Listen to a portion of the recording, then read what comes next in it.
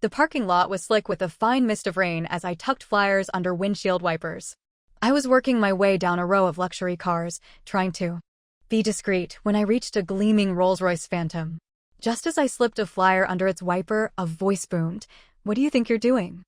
I froze, my heart hammering against my ribs. I slowly turned to face the owner, and my stomach dropped to my knees. It was him.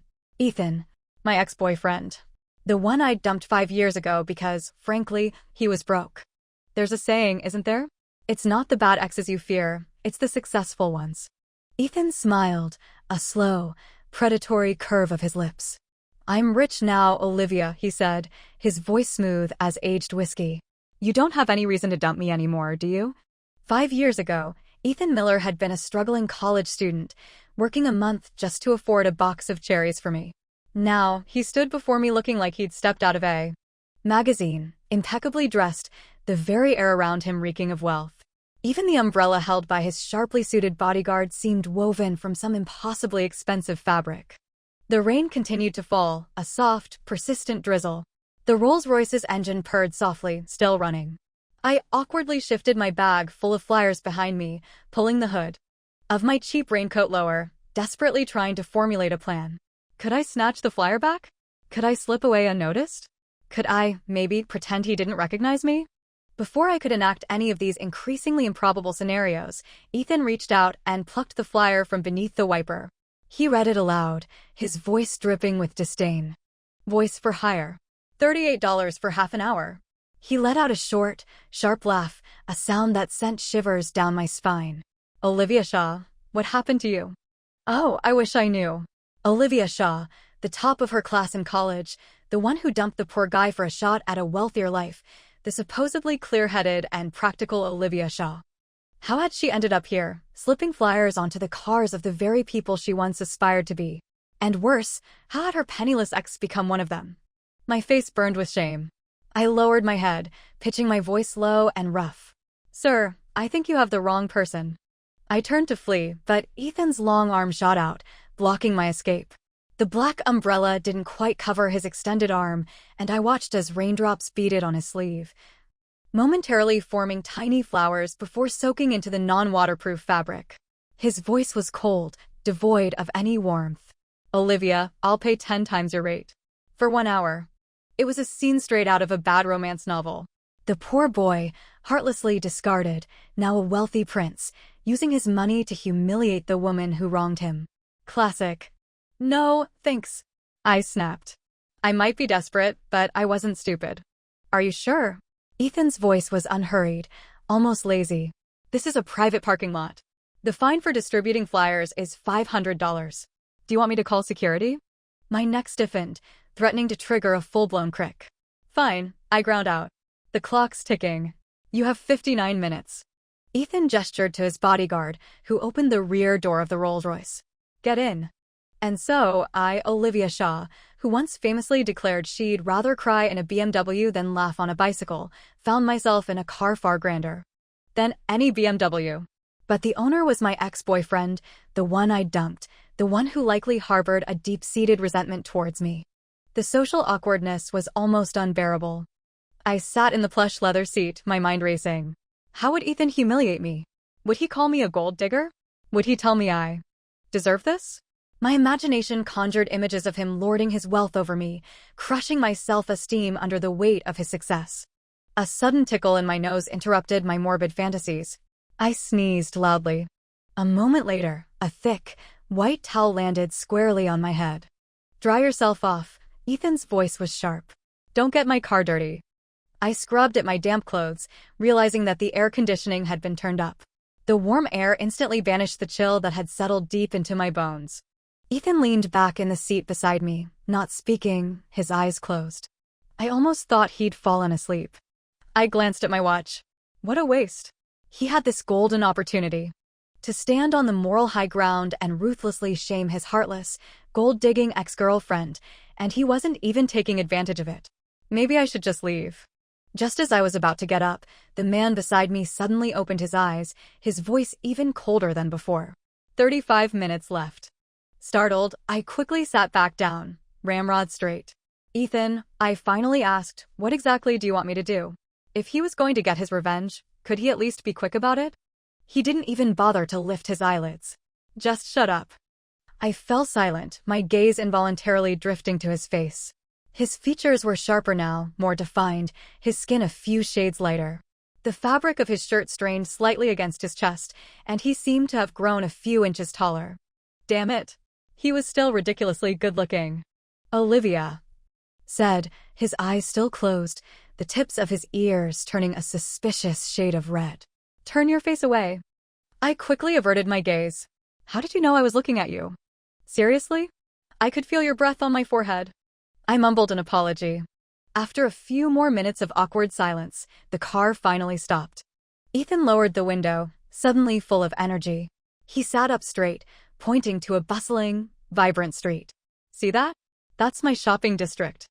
He waved his hand, and the car started moving again, stopping in front of a luxurious residential complex. My development. Next, we were in an underground garage. My car collection. Finally, we arrived at a sprawling grove of trees. My 100-acre cherry orchard, Ethan said, raising an eyebrow. You can juice them, dry them, let them rot on the trees. Whatever you want. Why are you showing me all this? I asked, bewildered. Purely to gloat, Ethan replied bluntly. When you dumped me for Alex, I thought you'd be living the high life. Guess I overestimated you. I bet you never thought the poor, worthless guy you dumped would achieve all this, did you? Olivia, this is your karma. I picked 2 large pockets full of cherries from the tree. Then, after finishing the rest of the flyers and returning home, I suddenly found a large demolish written in red paint on the outer wall. Could it be the legendary demolition and relocation? I covered my mouth, tears welling up in my eyes. Then my shoulders started to shake, and a sound got stuck in my throat. The landlord patted my shoulder. What are you getting so excited about? It's my house that's being demolished, not yours. You need to move out. And when are you going to pay the 3 months of rent you owe me? I wiped away my tears and sobbed, Uncle, I've been renting for so long. Shouldn't I get a share of the demolition compensation? The uncle smiled. The uncle said, get lost. Such beautiful language. 30 minutes later, I was dragged to the police station by the landlord because I couldn't pay my rent. 30 minutes after that, Ethan called the police on me because a small flyer had fallen into his car window crevice and he couldn't get it out. Ethan and I stared at each other, wide-eyed. Even the police were confused. Olivia, you don't have to resort to these tactics just to get back together with me, do you? Ethan said. Good heavens. I was just inexperienced on my first day of distributing flyers. Ethan still bailed me out, and he even helped me pay the remaining rent. You're going to be in debt anyway, might as well owe it to me, he said. The neon lights along the road blurred past. Ethan smelled of the familiar, comforting scent of cedarwood. His voice was deep in the night, devoid of any emotion. I'll pay you back. Pay me back? He tilted his head towards me, his eyes scrutinizing. How? I quickly covered my chest, thinking that although I was poor and struggling, I still had my principles. But he sneered disdainfully, turning his head to continue driving. Don't flatter yourself. The car repair fee, the rent, every penny. Oh, right. With his current status and looks, he could find any girl he wanted. There was certainly no need for him to come crawling back to me. Back at my apartment building, I thanked Ethan for driving me back. He held out his hand. Taxi fare, $32. I was shocked. You think your thanks are worth that much? Ethan's face was cold. Seeing me fumbling around without producing much cash, he waved his hand. Never mind. I'll add it to the tab. He recited a string of numbers. My number? Transfer the money on the 1st of every month. And send me a screenshot. I nodded. Do you remember the number? I nodded again. It was still the number he used back in college, the one I had memorized. The man in the car seemed to relax slightly, rolling up the window. I watched Ethan's car drive away and turned to go upstairs. Suddenly, something was thrown out of the window of my apartment, landing with a thud in the grass below. I ran over to see what it was. It was my suitcase. The landlord shouted from upstairs, "Your rent is paid. My house is going to be demolished, we're even. You're moving out tonight." As he spoke, more of my belongings rained down, scattering everywhere. Looking at the mess, I couldn't help but shout, "Uncle, at least let me go up and pack." How do I know you won't try to squat here? I've already changed the locks. Be smart and don't cause any trouble. With that, the windows slammed shut, the curtains were drawn, and even the lights inside were turned off. I had no choice but to start picking up the scattered mess. I didn't actually have much. A few clothes, some daily necessities, and an old photo of Ethan and me, faded t-shirts, two bright, smiling faces. I quickly tucked the photo behind a solo picture of myself, placing it in the wooden frame with the cracked glass. After packing, I sat down on the steps of the old apartment building to rest. The old building didn't have a door in the hallway, and the surrounding streetlights were dim. I could even vaguely see a few stars in the sky. I tried to bolster my courage while calculating how I would survive, but as I thought about it, exhaustion washed over me, and I fell asleep. The next morning, I hazily saw two long legs in front of me. As I woke up, I stammered, "Ethan." "Yeah." With a jolt, I straightened up. "So it wasn't a dream. What are you doing here?" "You didn't add me on WeChat," Ethan said, looking down at me, his eyes dark. "Why?" I finally realized what he meant. "Oh," I said. "My phone died. Sorry, I'll transfer the money on the 1st of next month." He didn't reply. His gaze shifted from me to my luggage beside me. "What's all this?" I stretched my numb arms. "I'm moving." The man opposite me pursed his lips tightly, his eyebrows furrowing. After a long while, he finally spat out two words. "Running away?" "How could I?" I shook my head. "I'm really just moving." "Moving where?" "I haven't decided yet." "Then isn't that running away?" "What about Alex? Doesn't he care about you?" "We broke up a long time ago." Ethan stared at me intently. After a long pause, he suddenly picked up my luggage and started walking away. "Ethan." I quickly hobbled after him on my numb legs. "My luggage isn't worth much. It won't cover much of the debt." Ethan didn't speak. "I swear on my character that I'll pay you back." But my short legs couldn't keep up with his long strides. By the time I caught up, he had already tossed my luggage into his car. "Sir, that's all I have. Don't throw it away." I stood in front of him, limping, my hands clasped together in a plea. But Ethan opened the passenger door. "Get in." "Huh?" he added, "if you want your luggage." I got in the car, stunned. He didn't speak to me the entire way, not until we arrived at a beautifully decorated house. "Where is this?"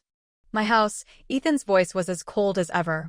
"Olivia, because your character is so unreliable, I don't trust you.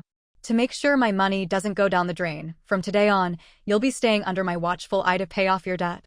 "Live? At your house?" "Rent is $2,000 a month, added to your tab." "No, I can't afford that." I reached out to grab my luggage from Ethan's hands. My old apartment was only $980 a month. But he raised his hand, just out of my reach. "If you can do some housework, maybe it can be a little less." "But, Ethan, if you can also cook, it can be even less." But, Ethan, and if you can also feed the cat and walk the dog, I might even pay you a little." Deal." I unexpectedly moved into my ex-boyfriend's house.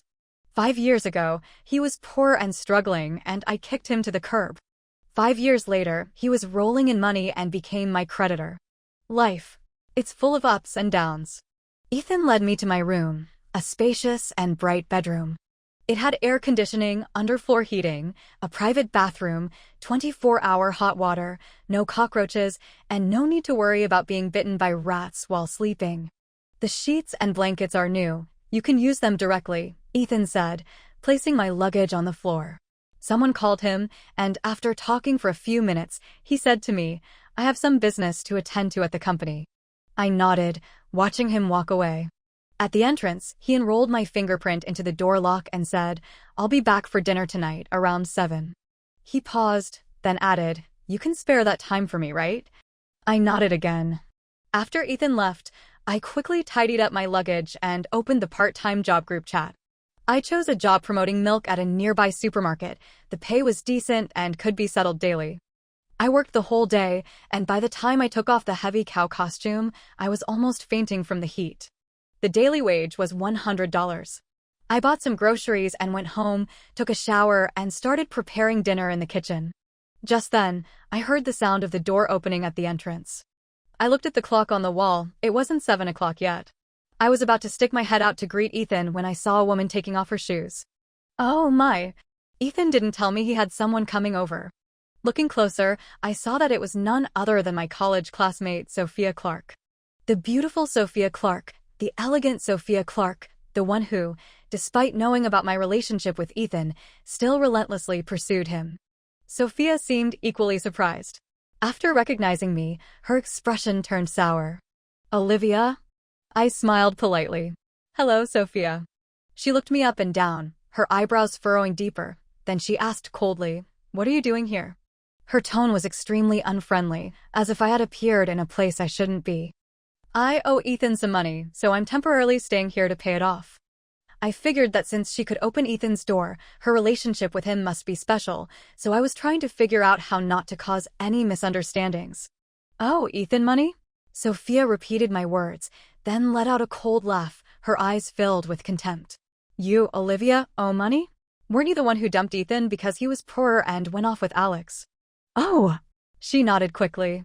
"Are you not satisfied, seeing that Ethan is rich now and trying to come crawling back?" My expression turned cold. "I'm not." "You're not? You two broke up years ago. Why would you suddenly owe Ethan money? Did you cry poverty in front of Ethan, then use paying off the debt as an excuse to latch onto him?" "Olivia, you're disgusting." I took a deep breath, still maintaining a calm facade. "This is between me and Ethan. If you're unhappy about it, take it up with him." I turned back to the kitchen. The chicken soup was still simmering and about to boil over. But she blocked my path and, in the next instant, a splash of cold water poured over me from head to toe. "Olivia, have some dignity. Ethan doesn't like you anymore. He said he hates people who betray him and he'll never forgive them. He's only keeping you around to see how pathetically you'd try to stick to him now that he's rich. Are you planning to stay here and play the fool? If I were you, I'd get as far away as possible and stop making a fool of myself." Cold water dripped down my face. I wiped my eyes and snatched the vase from Sophia's hand, splashing the remaining water onto her face. Sophia screamed in surprise, seemingly not expecting me to fight back. Then she cursed and wiped her face, pulling off a false eyelash in her agitated state. My gaze was cold. I said, "This is between me and Ethan. I don't need to explain anything to you." "Fine. As you said, it's just you owing him money, right?"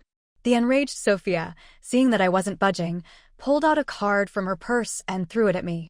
"There's $10,000 on this card. Is that enough? I'll pay it for you." Seeing that I didn't respond, she continued to pull out bank cards from her purse, throwing them at me one by one of them hitting me in the face. "Olivia, I don't know what tricks you played, but 5 years ago, you were the one who didn't want Ethan.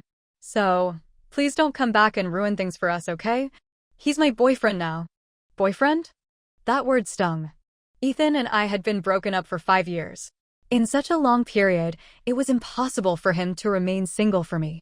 But he clearly had a girlfriend, yet he brought me to his house, causing misunderstandings and embarrassing me.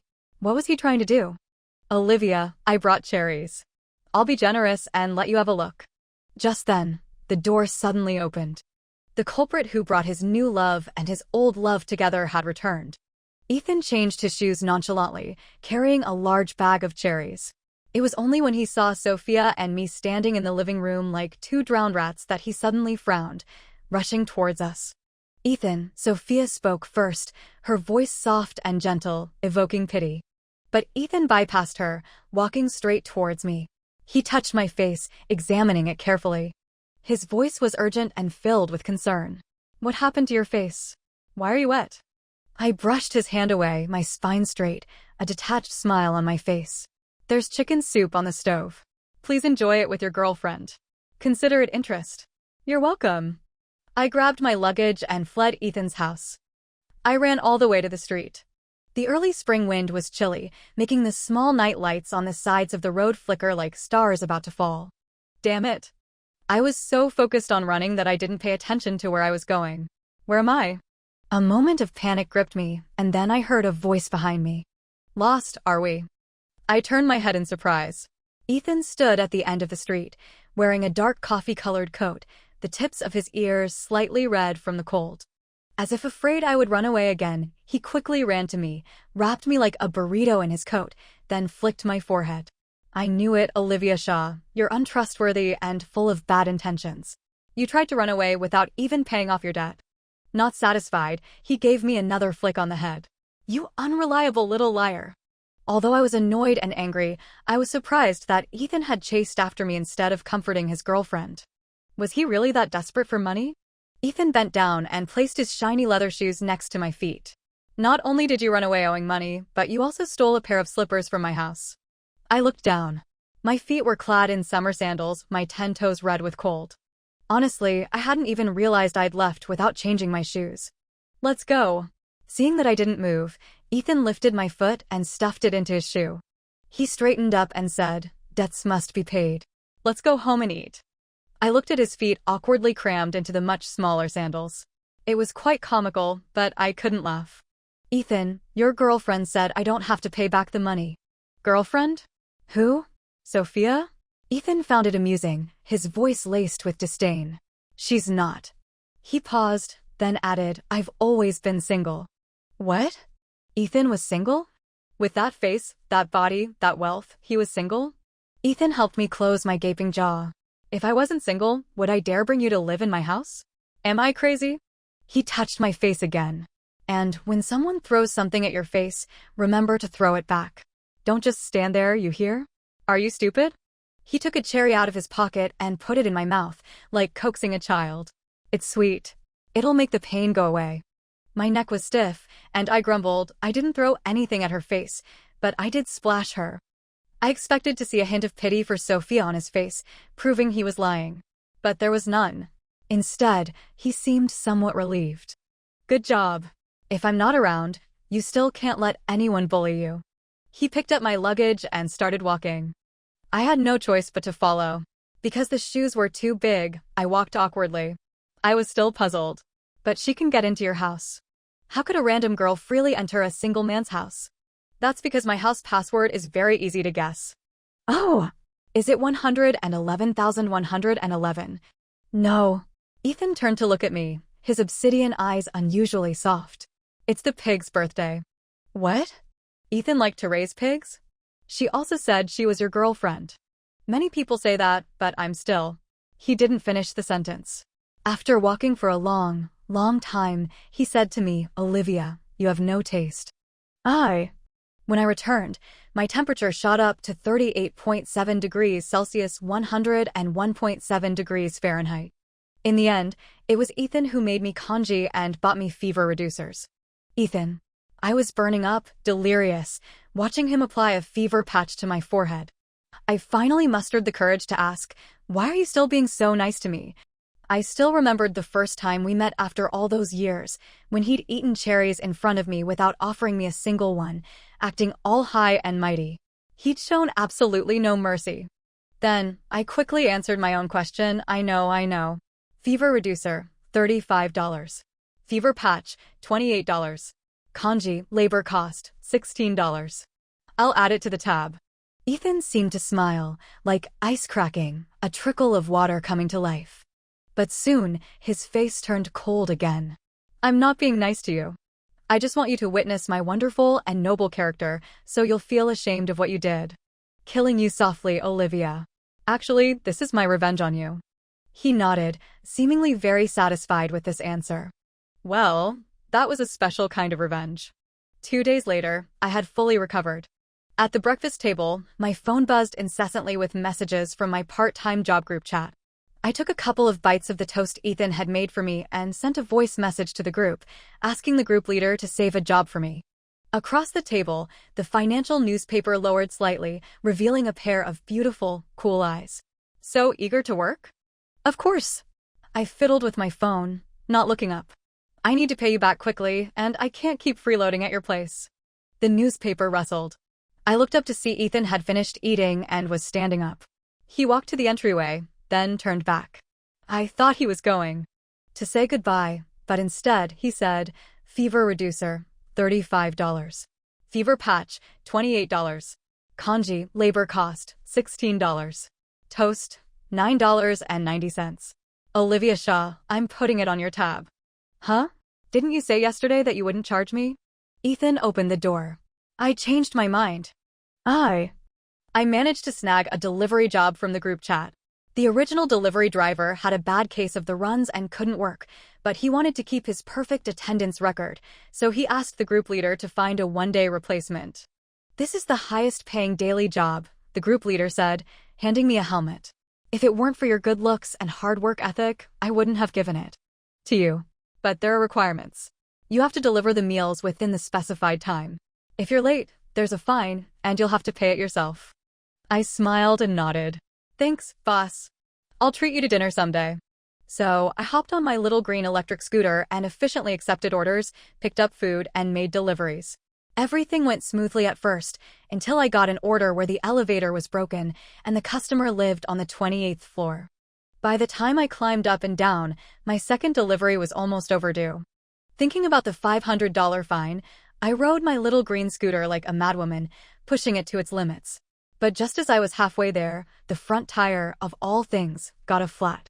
The universe was clearly conspiring against me. Olivia.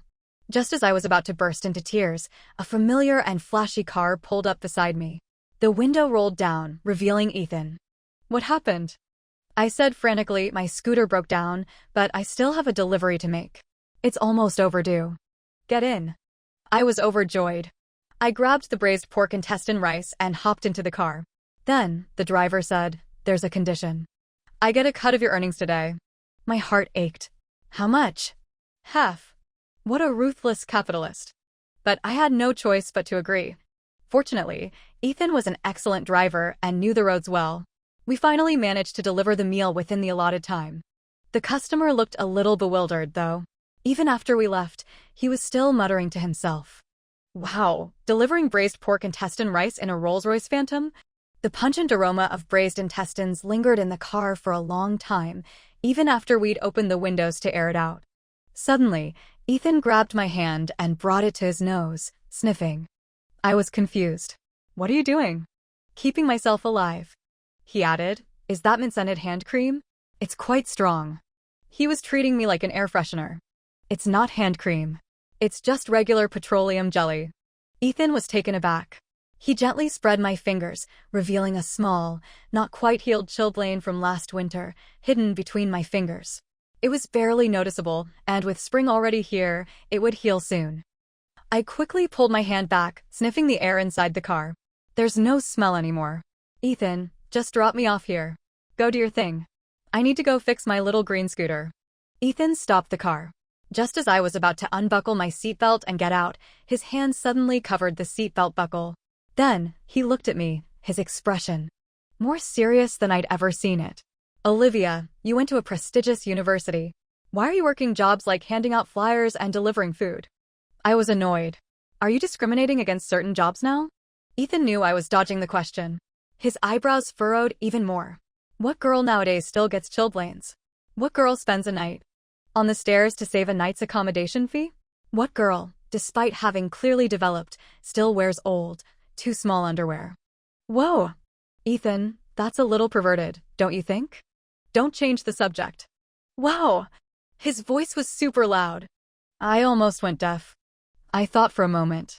Well, it's a long story. Then make it short. Seeing that he was determined to know, I gestured for him to come closer. Ethan, seeing my mysterious demeanor, leaned in without hesitation. But I blew a puff of air into his ear, startling him so much that he straightened up, his earlobes turning red. Olivia. I couldn't help but burst out laughing. After all these years, he hadn't changed a bit. But as I laughed, I let out a long sigh, feigning nonchalance. I'm a gold-digging, heartless bad woman, right? Bad women get their comeuppance. Poverty is my comeuppance. Before Ethan could react, I unbuckled my seatbelt and got out of the car, waving goodbye. I'll give you your cut later, thanks. Then I ran a long distance away. After making sure he wasn't following me, I found my little green scooter, got the tire fixed, and continued taking orders and delivering food until late at night. Upscale neighborhoods were nice. Even the streetlights were extra bright, so I didn't feel scared walking on the brick paths. In the distance, I could see Ethan's house. A completely white, ultra-modern design with huge floor-to-ceiling windows, sparkling clean. The curtains weren't drawn, so the warm white light spilled out, making it look, for some reason, incredibly cozy. Ethan's house was really beautiful. Too bad I couldn't stay there anymore. I started working even harder to save money, sometimes taking on 3 part-time jobs a day. I'd leave early in the morning and return late at night, perfectly avoiding any encounters with Ethan. Of course, it was intentional. Right now, he was the creditor, and I was the debtor. Apart from paying him back, I really didn't want any other contact with him. Mainly because my first love, Ethan Miller, had grown up way too well. His face was handsome, his hands were handsome, his waist was handsome, his legs were handsome. He was so handsome that even though we'd had such an ugly breakup years ago, I still felt my heart flutter whenever I saw him. One time, I went to the kitchen to get some water and bumped into Ethan, who had just finished showering and hadn't put on his shirt yet. I spent a good 5 minutes drinking a glass of cold water just to count how many abs he had. I even dreamed about it that night. So embarrassing. I was really afraid that a bad woman like me wouldn't be able to resist the evil thoughts in my heart and would try to make a move on him before I left. So, keep your distance, keep your distance. Today, I finished work early, but it wasn't dark yet. Ethan should be just getting home around this time. To avoid running into him, I sat in a small park not far from his house. I had half a piece of bread left over from lunch in my bag, and I ate it with some water from my thermos. I calculated in my head, in 5 minutes, an old man would walk his golden retriever. In 10 minutes, a young girl would come here to feed the stray cats and dogs. In 20 minutes, the pigeons in the clock tower would come out to announce the time. In 25 minutes, there would be a fountain show in the central flower bed, and then I would walk around the park twice before heading back to Ethan's house. Unfortunately, the weather didn't cooperate. I hadn't been sitting for long when a few raindrops started to fall. I quickly took shelter in a nearby pavilion, haphazardly brushing myself off, and sat down on a stone bench. I sighed inwardly, thinking that with the rain, I wouldn't be able to see the old man's golden retriever. How was I going to pass the time? Just then, a dark shadow sat down beside me. I turned my head and saw Ethan, his eyelashes damp with moisture. The large piece of bread I hadn't swallowed almost choked me to death. Ethan had to pat my back to help me catch my breath. "I'm enjoying the rain." Before Ethan could say anything, I blurted out, feeling guilty. After saying it, I regretted it. Why was I explaining myself to him? Ethan didn't respond. He took the bread from my hand, naturally put it in his mouth, and stared blankly ahead, as if he were the one enjoying the rain. "That's my bread." He ignored me. "Are you that hungry? I made you dinner, it's on the table." During my time at Ethan's house, I had never forgotten that he would reduce my rent if I cooked, so I always prepared breakfast and dinner on time, never slacking off. "I saw it," he said, chewing on the bread, his voice also slow and deliberate. "But eating alone is kind of boring." I didn't know what to say, so I just mumbled, "I've been too busy with part-time jobs lately." "Yeah, right," he nodded. "Busy enjoying the rain. It must be raining gold." I quickly picked up my water bottle and pretended to drink, not saying a word. He finished the remaining bread, folded the plastic bag into a square, and threw it in the trash can. After a long while, his voice seemed to come through the curtain of rain. "Olivia, if you don't want to talk about the past, I won't ask. And don't avoid me anymore." My hand holding the cup paused. I hadn't actually taken a single sip. "What are you talking about?" Ethan's eyes looked at me, landing squarely on the bruise on my wrist. I'd accidentally bumped it while moving some goods today. It looked a little serious, but it didn't actually hurt anymore. Before I could hide it, he said, "You don't have to work so hard. You can pay me back slowly, I'm not in a hurry." Then, he asked, "I ate your dinner. Now, can you come home with me to eat?" My eyes stung. I blinked several times forcefully to prevent the tears from falling. The rain was pouring outside, and it was evening. The temperature had dropped sharply. Every breath felt like a cold knife slicing through my lungs. I lowered my head and asked, "Ethan, is this your revenge too?" If it was, then his so-called noble and beautiful character had truly made me feel ashamed. "I'm not that kind. There are so many people who owe me money, but you're the only one living in my house, aren't you?" I raised my head, meeting his gaze. His beautiful, tea-colored eyes were filled with emotion, like waves crashing towards me, overwhelming me. I could hear my heart pounding in my chest. "What do you mean?" "What I mean is..." His voice was low, with a captivating lilt. "Olivia, I want to give us another chance." I turned Ethan down. "I continue to work and save money. I continue to be out of the house before he wakes up and get home after he is in bed.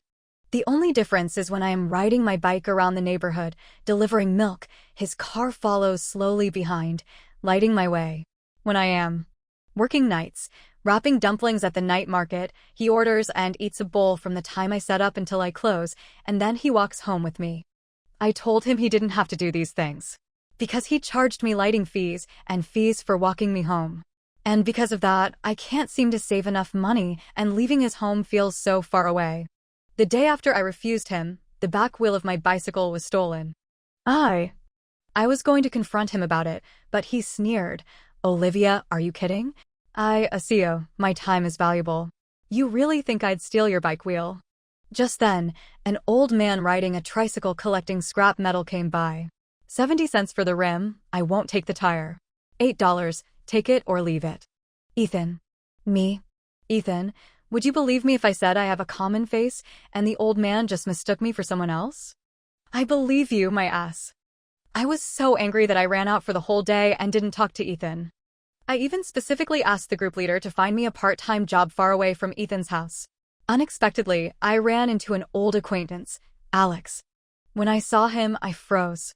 Honestly, ever since I left 5 years ago, I never thought I'd see any of those people again. Ethan was the first surprise. Alex was the second.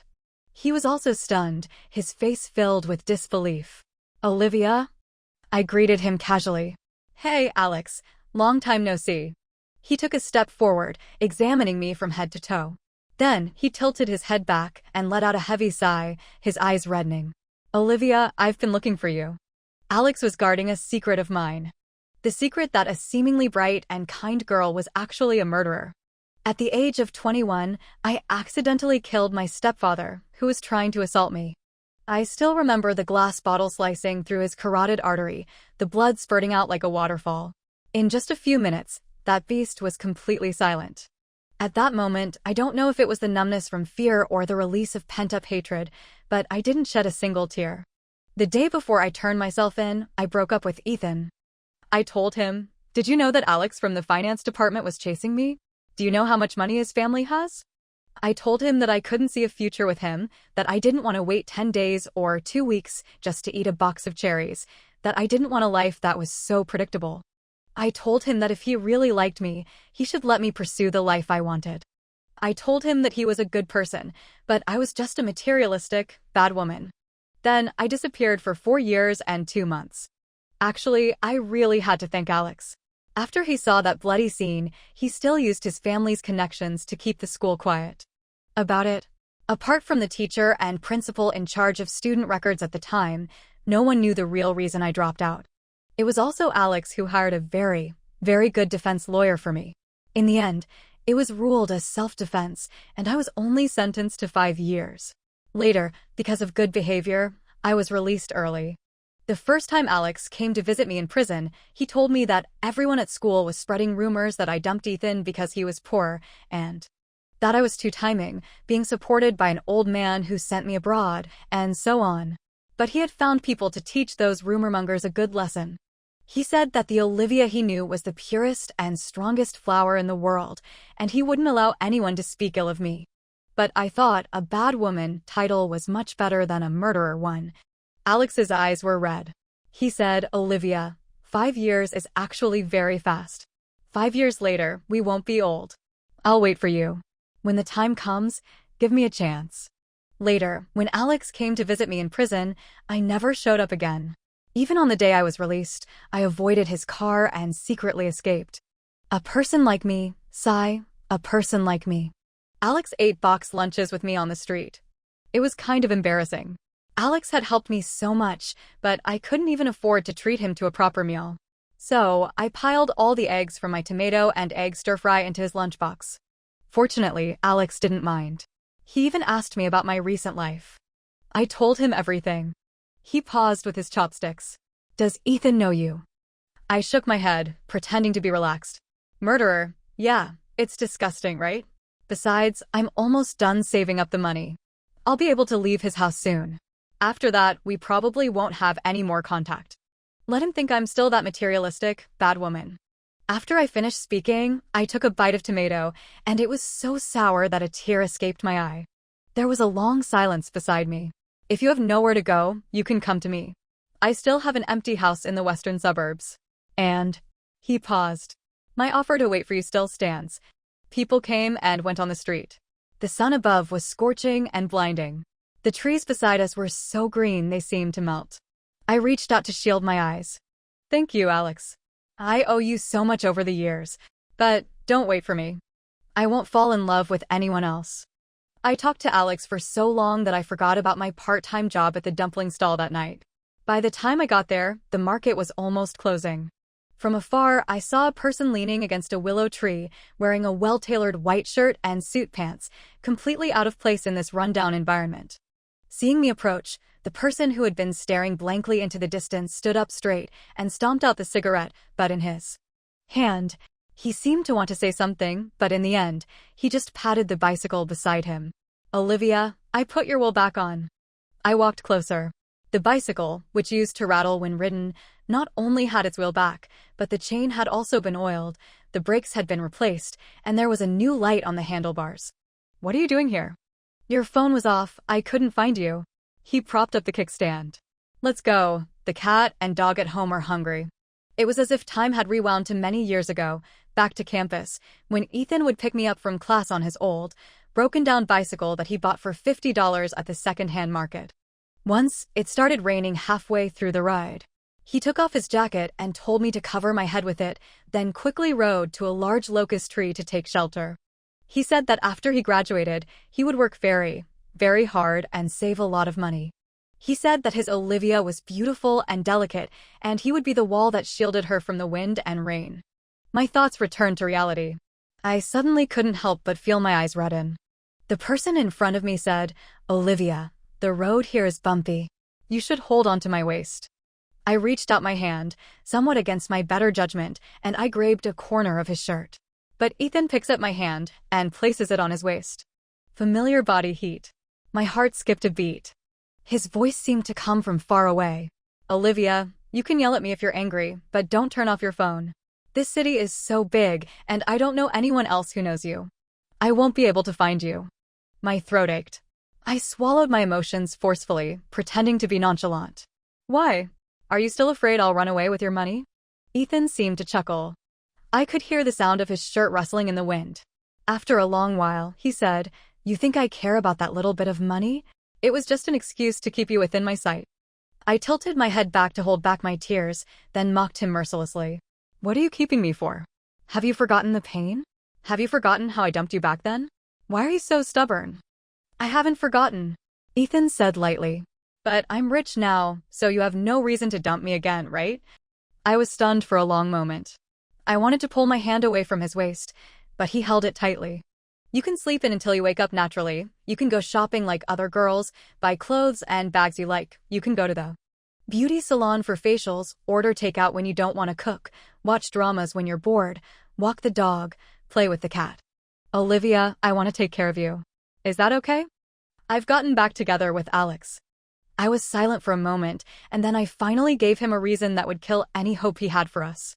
The sound of the bicycle's brakes screeched in my ears, and the inertia almost made me fall. Ethan put his feet down, turning back sharply to look at me, his eyebrows furrowed. What? I said I got back together with Alex. I straightened up, pretending to be calm as I smoothed my hair. I'm moving out of your house. He glared at me. Olivia, don't forget you still owe me money. I remember. Alex will help me pay it back. You've been living so miserably, and Alex hasn't done anything to help you, and you still want to get back together with him? Yes.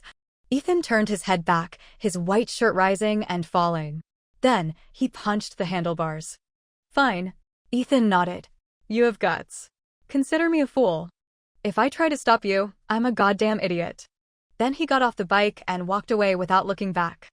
I didn't even dare to raise my head, tears falling on my toes, afraid that if I looked up, I would run after him. Damn it.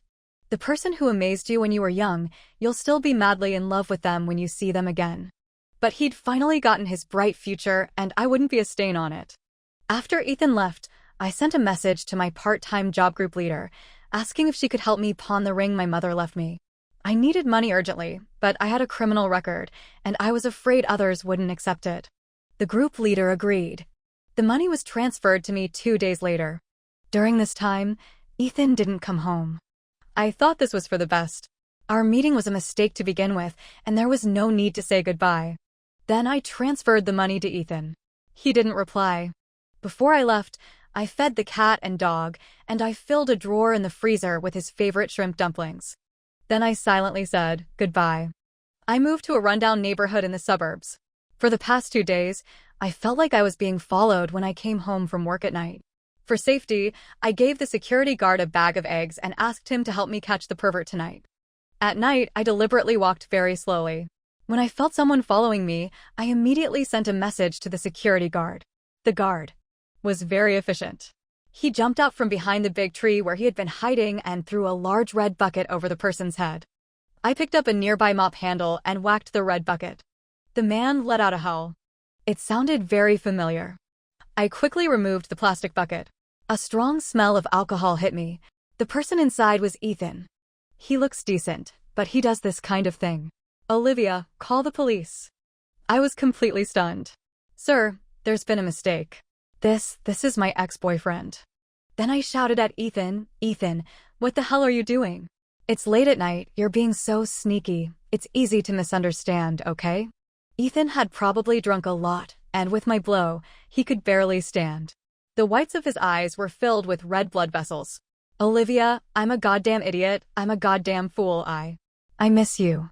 Then, he collapsed towards me, losing consciousness. I had no choice but to help Ethan to my house. There was only one single bed in the house. He lay on the bed, and I sat on the floor below. Then I took the opportunity to touch his abs. It wasn't the right time, but I really wanted to touch them. How should I describe the feeling? Soft and firm. Anyway, it was quite addictive. After I'd had enough, I took Ethan's phone out of his pocket, unlocked it with his fingerprint, and found Sophia Clark's phone number. When I called, Sophia's voice seemed very surprised. I said, "It's me, Olivia. Can you come and pick up Ethan?" I left the key under the doormat at the entrance so Sophia could open the door when she arrived. Then I grabbed my packed luggage and headed to the train station. I actually didn't know where I was going. I just thought I'd buy the fastest ticket out of the city and settle down at the final destination. This city was actually very good. It had the person I couldn't forget. This city was also not good. It had the person I had to forget. The train station was still brightly lit at night, but there weren't many people in the hall. I bought a ticket and waited for a while, and then the boarding announcement began. I was about to walk towards the gate when suddenly someone called my name from behind. Olivia. I turned around in surprise and saw Ethan running towards me like a madman. I took 2 steps back and also ran towards the gate. Just as I was about to reach the barrier, Ethan grabbed my arm. His forehead still had the bruise from my blow, and there was a thin layer of mist in his eyes. The blood vessels inside looked a little frightening. Didn't I tell you? This city is so big. If you deliberately avoid me, I really won't be able to find you. I looked at the electronic screen on the opposite wall. The gate was about to close in 5 minutes. I was anxious to the extreme. What are you looking for me for? I beg you, Ethan, we broke up a long time ago. Can't you find someone else to like? You think I don't want to? He yelled at me. It's been 5 years. I've thought about giving up, but when I saw you again, I knew I couldn't. Olivia, I can't. I can't live without you. His yelling made my eyes redden. Are you going to be a spare tire? I've already gotten back together with Alex. What are you doing, butting in? Back together with Alex, my ass. You've moved here for a week. Has he shown up even once? Maybe he's a good smokescreen. You used him to fool me 5 years ago, and you're still using him to brush me off 5 years later. Ethan took out the photo of him and me from his pocket. You hid my photo in the frame on your bedside table. Olivia, you're a coward. You dare to hide it. Why don't you dare to admit you still love me? I looked at the photo in his hand and suddenly realized that I'd been too hasty when I ran out and had forgotten to pack it. What does that prove? It's just a photo. I pretended to be disdainful, but inside, I regretted not taking it with me. Then what about this? Ethan took out a ring. The ring you treasured like your life, why did it appear in a jewelry store on the same day you paid me back? Didn't you say Alex would help you pay me back? I was speechless. I used to wear that ring around my neck all the time. It had my mother's name engraved inside. I didn't expect Ethan to still remember it. Because it's all a lie you made up. You were never with Alex. I I know the reason. Ethan suddenly moved closer to me. A tear escaped his eye. His voice was incredibly dejected and painful. What you're trying so hard to hide, what you're afraid of, I know it all. It wasn't difficult to find out. But, Olivia, you never asked me. How do you know I wasn't willing to wait? I broke down completely, tears streaming uncontrollably from my eyes. Ethan hugged me. If time could go back, I wish I could have taken on everything for you back then. Olivia, I said I wanted to take care of you. Is it too late? I closed my eyes. It's not too late. The end.